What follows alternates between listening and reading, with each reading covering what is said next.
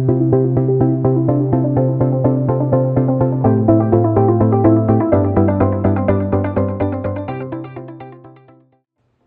umaga po. Ako si Dr. Leonard Concepcion, isang ophthalmologist dito sa Central Luzon Doctors Hospital.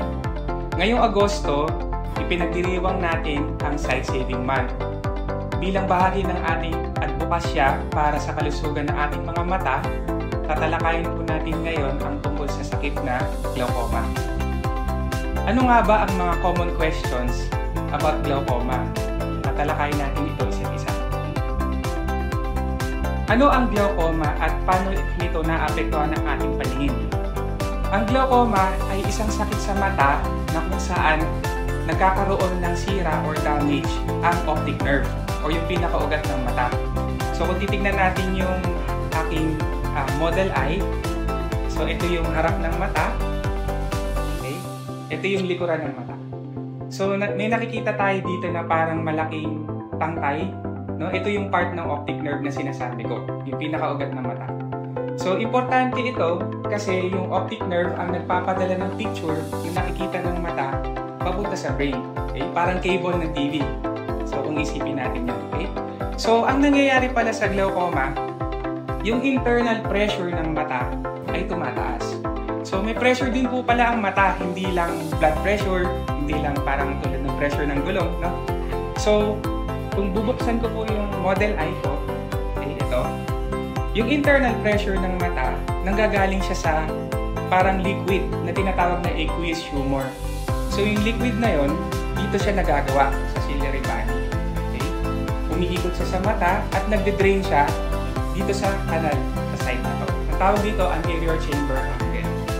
So ang nangyayari sa glaucoma, nagkakaroon po ng pagtaas ng pressure kasi hindi nakaka-escape or nakaka-release ng pressure, okay, sa loob ng mata. So pag nangyari yun, imagine niyo parang dinadaganan natin yung optic nerve. So pag nagkaroon na po ng damage yung optic nerve, yung paningin natin ay maapekto. Ano ang mga palatandaan o sintomas ng glaucoma?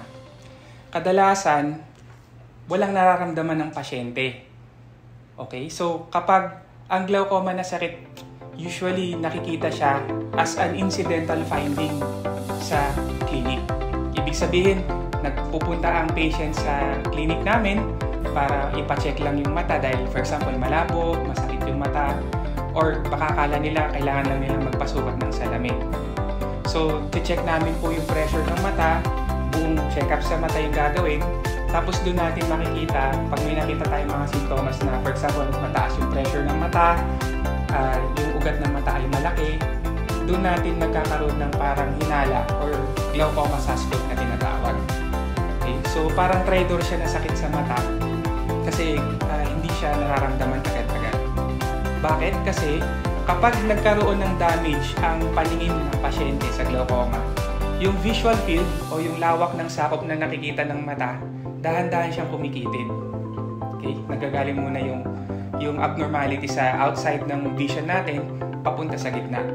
Naman kasi sa ating kadalasan yung gitnang vision eh. So hindi siya agad napapansin. Okay? Meron ding isang klase ng glaucoma na tinatawag na angle closure glaucoma na kapag bigla itong sinumpong sa pasyente, bigla siyang aatakihin ng glaucoma. So ibig sabihin nun, masakit yung mata, namumula, malabo yung paningin, biglang lumalabo, at may yung kuminsan ang kino-complain nila, may nakikita silang mga halo sa mga surrounding sa mga lights, parang rainbow. Okay?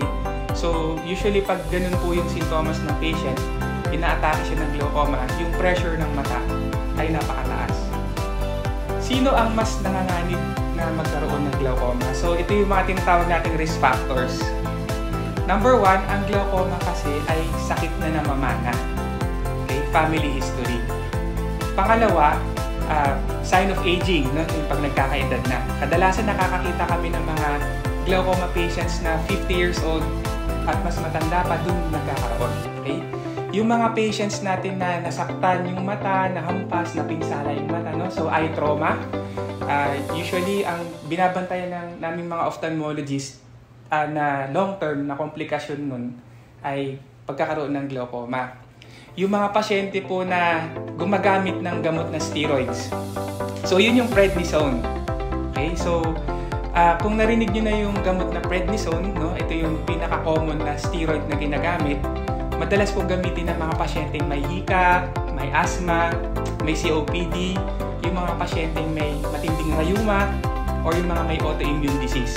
Okay? So, dahil po gumagamit yung mga pasyente natin ng prednisone or steroid, lalo na kapag matagal na panahon, taon nang ginagamit, kailangan po magpatingin sa ophthalmologist dahil binabantayan natin yung pagtaas ng pressure ng mata.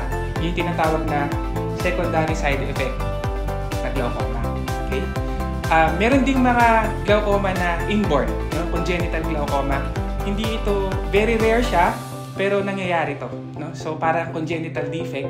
So, pagkapanganak ng baby, na nagkakaroon tayo ng mga senyales na may glaucoma yung baby kasi, for example, meron akong baby na patient. Akala nila, ang cute-cute ng baby, akala nila, maganda sa itsura niya yung mata niya kasi malaki yung mata niya. Kumbaga yung normal size ng mata ng baby, mas malaki yung mata ng baby na yun.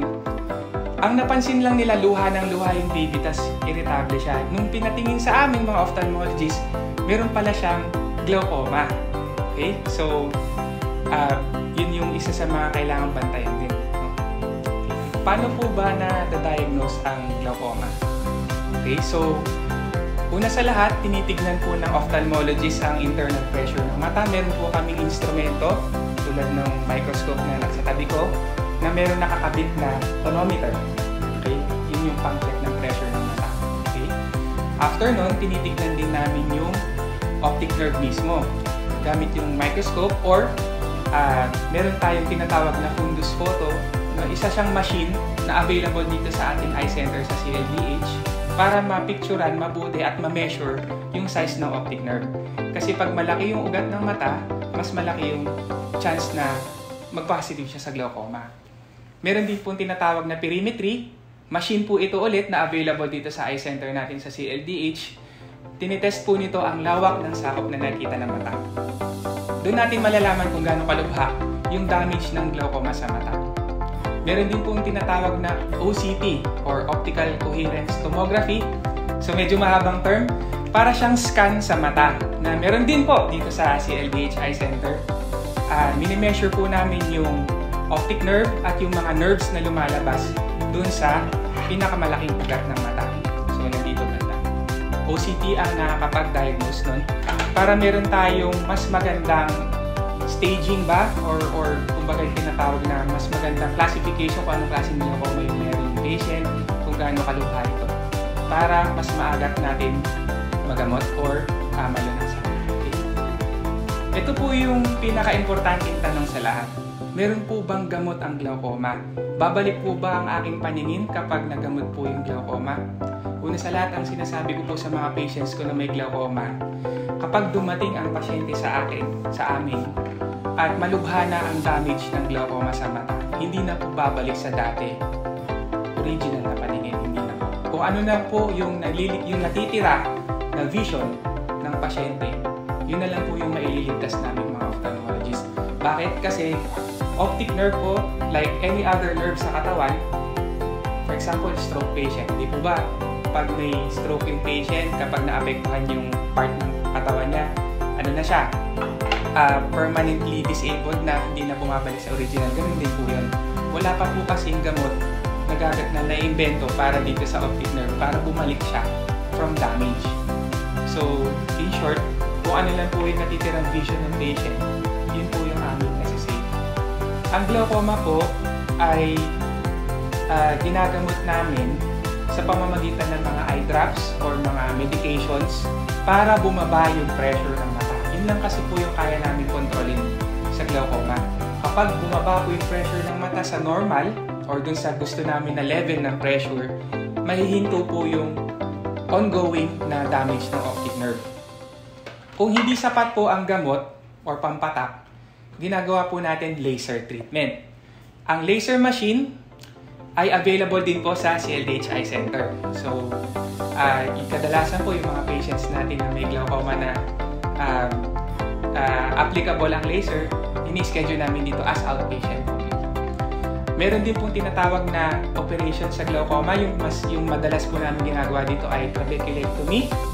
Okay, ibig sabihin nun, sa mata, gumagawa na kami ng filter ng pressure dito sa bandang part ng mata dito, sa taas, para doon na po nagde-drain yung pressure ng mata.